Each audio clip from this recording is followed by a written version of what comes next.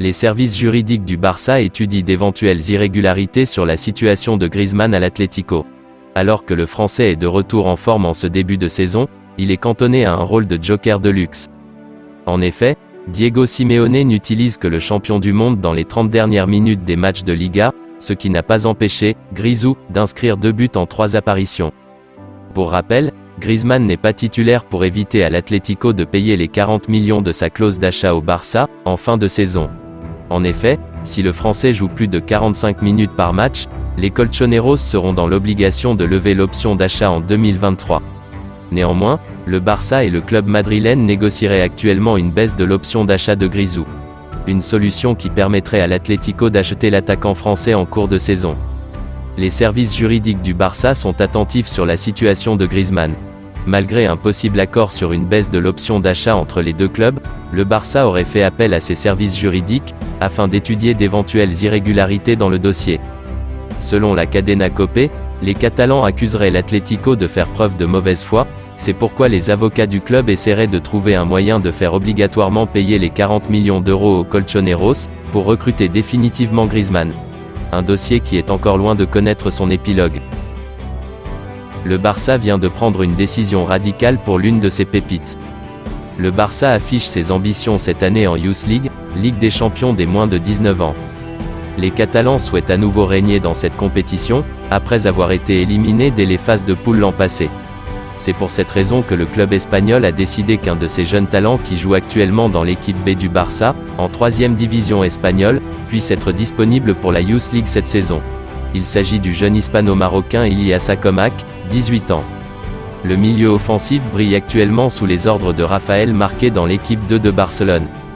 Selon le média espagnol Sport, Barcelone compterait absolument sur Ilyas pour qu'il devienne un joueur clé du Barça juvénile. Le jeune joueur pourrait d'ailleurs jouer dès ce mercredi face au Viktoria Pilsen. C'est le cas également de son partenaire Alex Vallée. Les deux cracks de 18 ans devraient être utilisés pour renforcer l'équipe jeune du Barça, entraînée par Oscar Lopez et Javier Saviola. Barcelone se donne toutes les chances de remporter la Youth League cette saison, au détriment de son équipe B.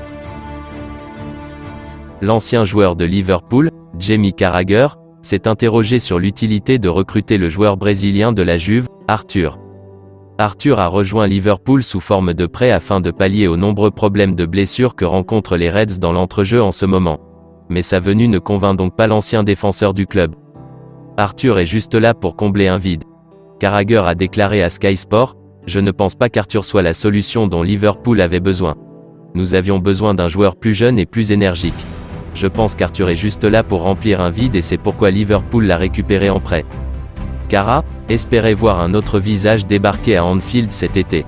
Le milieu de terrain qu'il voulait, Jude Bellingham, Borussia Dortmund, n'est pas disponible pour le moment, donc je pense que c'était logique de se faire prêter quelqu'un d'autre en prêt.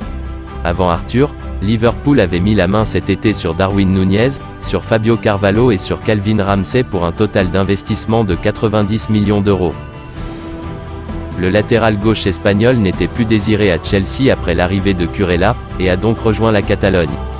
Le FC Barcelone a finalisé la signature de Marcos Alonso, le défenseur gauche de Chelsea, sur un transfert gratuit, ce qui complète la révolution estivale de Xavi au Camp Nou.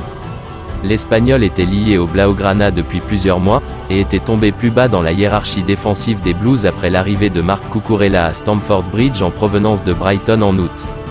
Alonso a initialement rejoint Chelsea à l'été 2016 en provenance de la Fiorentina et a fait plus de 150 apparitions en Première Ligue pour le club londonien, mais il a maintenant décidé de relever un nouveau défi avec le Barça.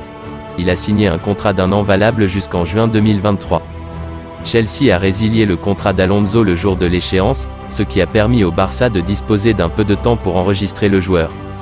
Les joueurs ne sont pas autorisés à s'inscrire dans un autre club si leur contrat est résilié après la fermeture de la fenêtre de transfert.